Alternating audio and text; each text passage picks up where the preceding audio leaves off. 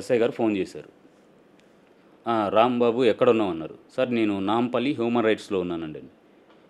Complaint ఇవ్వడానికి వెళ్ళా. అంటే మీ మీద కంప్లైంట్ ఇవ్వడానికి వెళ్ళా, మీరు పట్టించుకోవట్లేదు కదా, నా కొడుకుని కుక్కను కొట్టినట్టు కొట్టారు, పట్టించుకోవట్లేదు.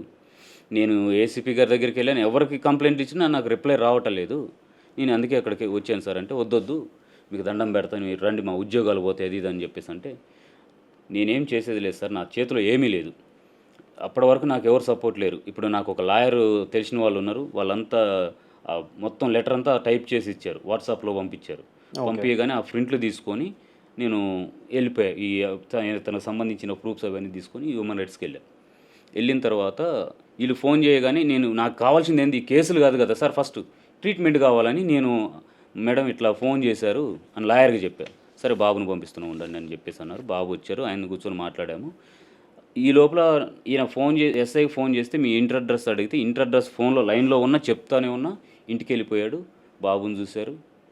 మా మిస్సెస్ని అడుగుతున్నారంట, ఎలా ఉన్నారమ్మా అంటే, గుర్తుపట్టారని అడిగితే, మిమ్మల్ని మర్చిపోతాం సార్ అని చెప్పేసి ఈవిడ అన్నదంట. ఎలా అంటే మంచిగా చెడ్డగా అంటే, ఏదో గుర్తయితే ఉన్నారు సార్ అని చెప్పేసి అన్నారు. లోపలికి వెళ్ళగానే కుర్చీ చేస్తే కూర్చున్నారు. ఏమైంది అజిత్ ఏమో పిలిచారు, ఆయన సమాధానం ఇచ్చారు. హాస్పిటల్ ప్రూఫ్స్ మొత్తం ఇవి ఎక్కడ చూపిస్తున్నారు ఏంటి అంటే, ఉస్మానియాలో అని చెప్పగానే అప్పుడు ఆ ప్రూఫ్స్ కేసు ఇట్లా అప్పుడు మా దగ్గర ఉన్నాయి. 55-60 పేపర్లు మొత్తం ఫోటోలు తీసుకున్నాడు ఫోన్లో. మీరు అడగలేదండి ఎందుకు? మీకు లేను సార్, నేను లేను కదా. మీరు అడగలేదా మేడం మీకు ఫోటోలు ఎందుకు అని చెప్పి? నేను అడిగాను సార్, అడిగితే మీరు చూపిస్తున్నారా హాస్పిటల్లో, లేదా మీరు అట్లా చెప్తున్నారా అని, నాకు తీసుకుంటున్నా అని చెప్పాడు సార్. అయితే నేను అప్పుడే అడిగాను, ఈ బాబుకి ఇట్లా ఉంది, మీరు ఇట్లా కొట్టారు, కానిస్టేబుల్ మీద ఎవరి మీద కూడా యాక్షన్ తీసుకోవట్లేదు, ఇంటి దగ్గర కూడా వాళ్ళు కొట్టారు అని చెప్పేసి అన్నాను నేను. అంటే అప్పుడు ఏమంటుండు, సరే అయిపోయిందమ్మా, మీ సార్ని ఒకసారి నాకు కలవమను. అప్పటికైనా ఫస్ట్ ఫోన్ తీసి కట్ చేసినాక మళ్ళీ చేస్తూనే ఉన్నాడు, నాతో మాట్లాడుకుంటూ కూడా మా సార్కి ఫోన్ చేస్తూనే ఉన్నాడు, ఎత్తట్లేదు ఆయన.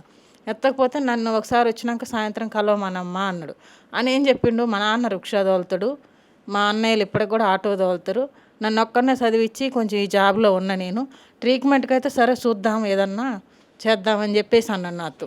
తర్వాతకి నైట్ ఆ రోజే 11:30కి మా సార్ని కలిసి, మాకు కాలేదనేవాడు వీళ్ళ పేర్లు చెప్పిండు కదా, అజారుద్దీన్ అని, అయితే మా సార్తో మాట్లాడినా అంటే, ఆ రోజు 11 తర్వాత మా సార్ని కలిశాడు సార్. ఆ సార్ ఏం చెప్పాడో అతన్ని అడగాను ఒకసారి.